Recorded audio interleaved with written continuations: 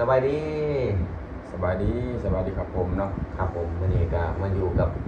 เบาเอิร์กเนาะเป็นมีเรื่องจะปรึกษาเรื่องราวของครอบครัวแมันบอกแมนตอนนี้หันห้องซียูก็บ่มีแล้วเนาะเพราะว่าเมียเพิ่นไล่ออกจากห้องเนาะเพิ่นก็คือตอนนี้อะพี่น้องเบาเอิร์กนี่ยังเป็นหนี้อยู่ทางบ้านเพราะว่าตอนเพิ่นสิมาไทยนี่เพิ่นไปกู้หนี้เพื่อมาเฮ็ดพาสปอร์ตเฮ็ดให้เมียแล้วก็เฮ็ดให้เจ้าของเนาะแล้วมาเฮ็ดงานนี่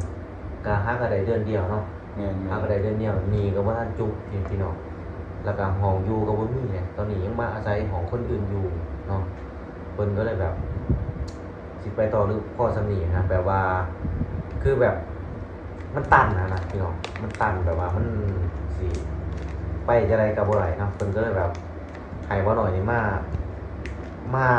อ่าหาทางออกให้เนาะบ่หน่อยก็เลยมาเพิ่นเลยเนาะแล้วบ่มีหยังอยากถามบ่อยากมาปรึกษาบ่หน่อยเนาะหรือว่าไอ้หน่อยเนาะที่ประเด็นว่าเนี่ยทีมนี้เฮาสิใช้ชีวิตจะได้ต่อไปที่ว่าเฮาถูกกระทำแบบนี้นะ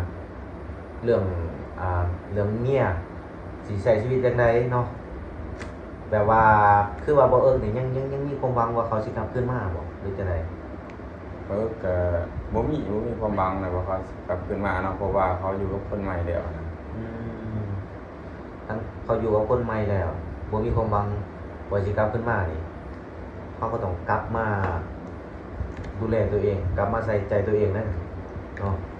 เพราะว่าตอนนี้นั้นเรื่องชีวิตเฮามันก็ขัดสนนั่นน่ะเงินก็คือว่าล่ะพี่น้องเงินออกเมื่อกี้เนาะเพิ่นก็ไปใส่หนี้ก็ยังบ่เบิดแม่นใช้หนี้ก็ยังบ่เบิดยังบ่เบิดเนาะก็เหลือไว้ในโต๊ะก็บ่กี่พันพอได้ซื้อข้าวซื้อน้ำงานนี่แน่นอนอยู่แล้วพี่น้องงานนี่เพิ่นบ่ได้เฮ็ดแล้วตอนนี้เพราะว่าตั้งแต่มีอะไรออกจากห้องเนาะมันก็บ่มีบ่อนพักคือต้องเข้าใจนะทุกคนเมียทีมนี่ยังบ่พอแล้วยังบ่มีห้องเนาะคือการที่จะเฮ็ดงานนี่เพิ่นต้องอาศัยห้องแม่นบ่แม่นต้องอาศัยหอแล้วออกจากงานอะไรออกจากงานที่ว่าหมองเมียอยู่นั่นได้เงินบ่บ่เงินก็บ่ได้เลยเนาะเพราะว่าเฮาเฮ็ดบ่ถึง17วันนะอ๋อออกกระทันหันแม่นเราก็ต้องทันเลย อ๋อออกกระทันหันเฮ็ดได้ด้านนั้นต้องครบ17วันนี่บ่น้อยเพิ่นจะครับออกให้วันนึงเนาะเป็นกฎของหาดเนาะแม่นเป็นกฎของหาดก็เลยว่าออกกระทันหันแบบบ่ได้ตั้งโตะตอนนี้นั่นสิเอาจังได๋ต่อกับชีวิตสิไปต่อกับเมียนี่สิยังหาเมีย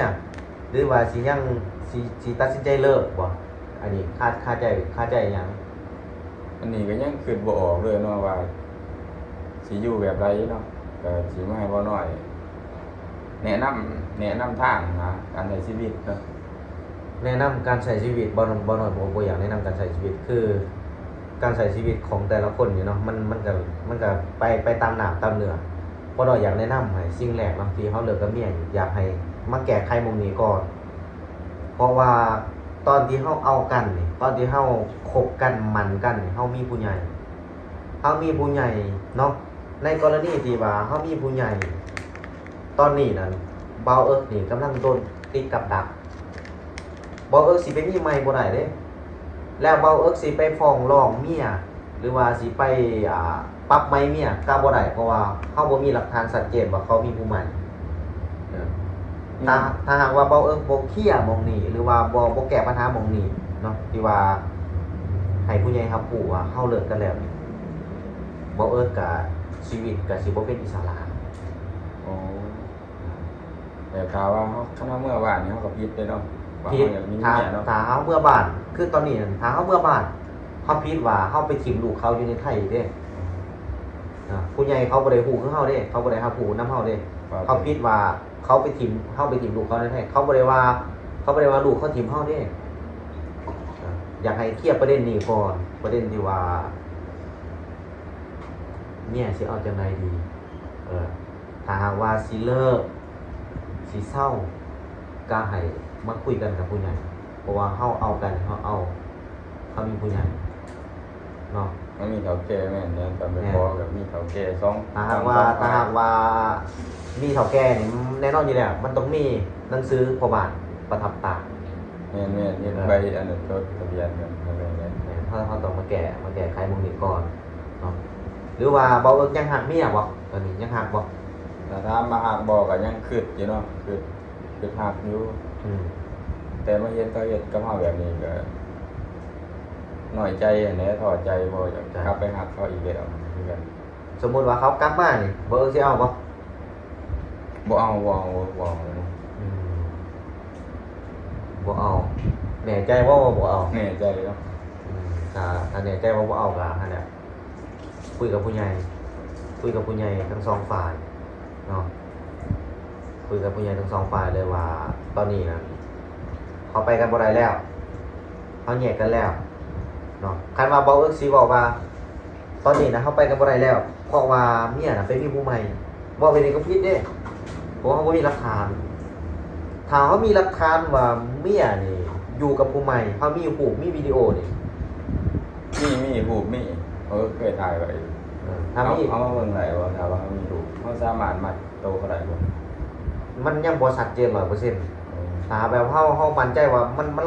100%เห็นว่าเขาอยู่นํกันกินนํกันนี่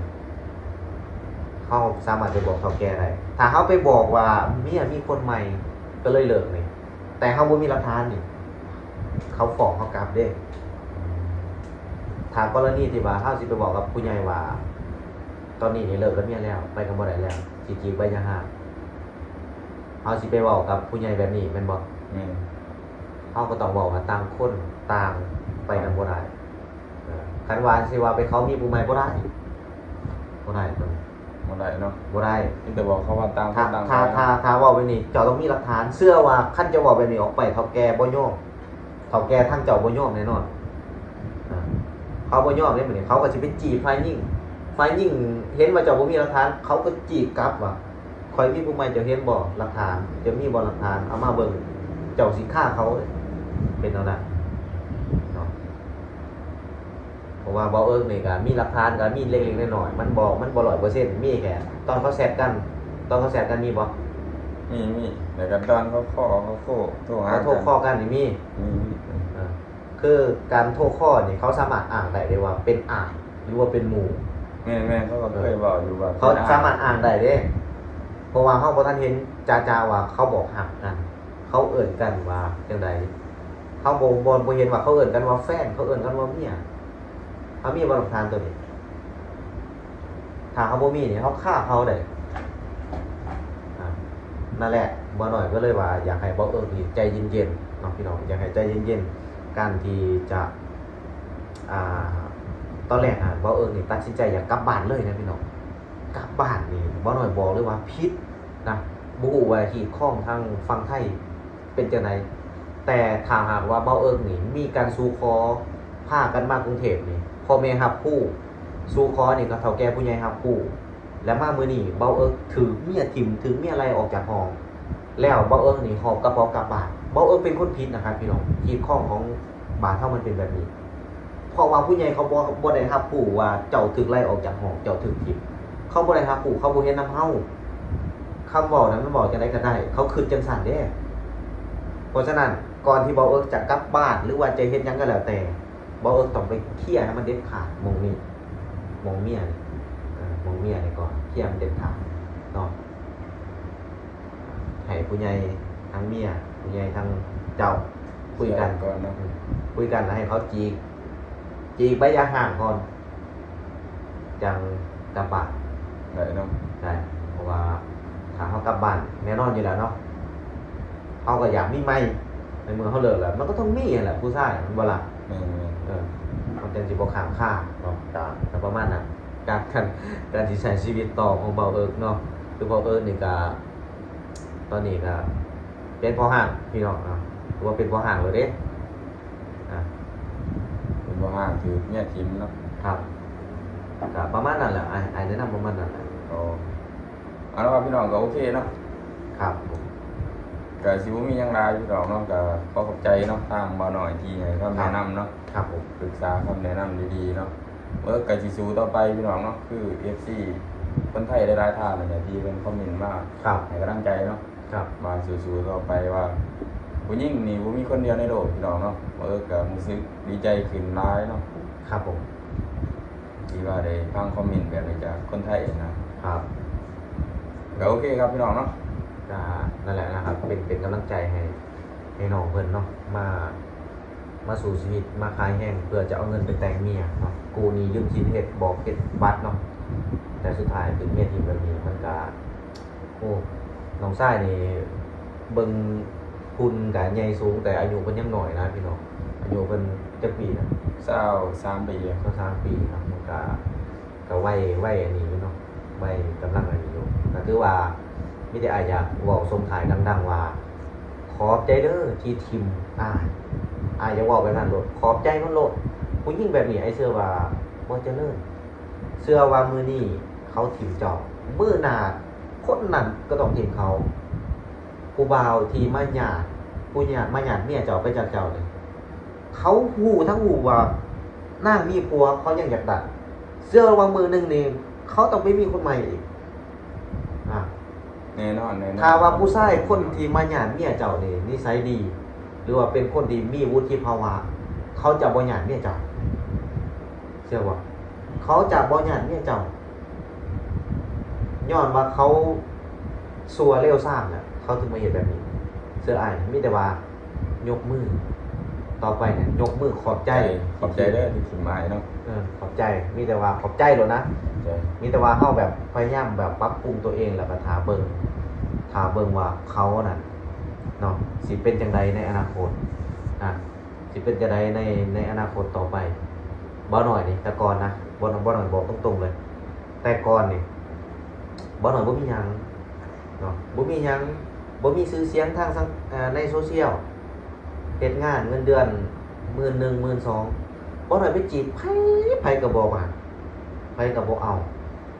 นะพอซุมื้อนี้ถามเขาบ่หน่อยมีเงินมีทองบ่ก็บ่ได้มีขนาดนั้น แต่ว่าเฮาก็เริ่มมีคนรู้จักหลายที่เข้ามาเฮาเองเนาะก็อยากให้ปรับปรุงแก้ไขโตวเฮาเองให้มันดีขึ้นนะปรับปรุงมันดีขึ้นให้แบบเฮ้ยเฮาต้องแบบ คือแบบว่าสามารถแบบให้คนอื่นแบบเพิ่งพาเขาได้อะนะเชื่อเลยว่าเจ้าจะบ่เสียดายผู้หญิงคนนี้แม้แต่นิดเดียว เจ้าสิยกมือขอบใจเลยมือนั่นนะผู้หญิงคนนี้ก็สิอยากกลับมาหาเจ้านะถ้ามือได้เจ้าได้ดีแบบมีซีขึ้นนะเนาะก็นั่นแหละ พ่อแล้วพี่น้องเนาะขอบใจหลายๆเนาะ ครับผม สวัสดีครั สวัส บ ดีครับ